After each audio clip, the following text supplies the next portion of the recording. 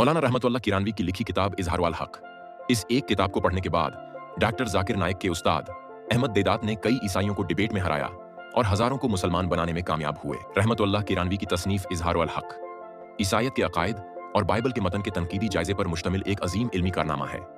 ये किताब 19वीं सदी में उस वक्त लिखी गई जब बरतानवी ईसाई मिशनरियां बरसगीर में इस्लाम के खिलाफ तबलीग में सरगर्म थीं। इस किताब ने ईसाइयत के हवाले से इल्मी मैदान में मुसलमानों के दिफा को मजबूत किया। उन्होंने तारीख, फलसफा और मंतक के उसूलों का इस्तेमाल करते हुए ईसाइयत के दावों को मुस्तरद किया। ये किताब मुस्लिम उलमा के लिए ईसाइयत के रद में एक मयारी हवाला बन गई। ईसाई दुनिया में इस किताब ने जबरदस्त इल्मी बहस छेड़ी और मिशनरियों के असर को कम किया।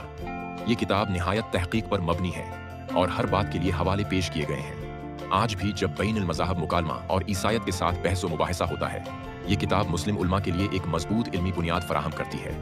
इस किताब के जरिए नौजवान मुसलमानों को अपने दीन के बारे में मालूमात और मजबूत दलाइल मिलते हैं। रहमतुल्लाह किरानवी की ये किताब उनके इल्मी कारनामों में सबसे ज्यादा मशहूर है।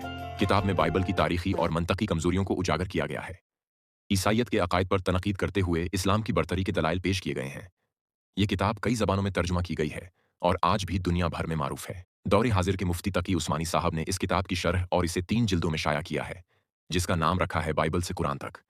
1857 की जंगी आज़ादी के बाद जब बरतानवी हुकूमत ने मुसलमानों के खिलाफ सख्त इकदामात किए तो रहमतुल्लाह किरानवी को भी हिजरत पर मजबूर होना पड़ा। उन्होंने मक्का में सुकूनत इख्तियार की, जहां उन्होंने इल्म व तदरीस का सिलसिला जारी रखा।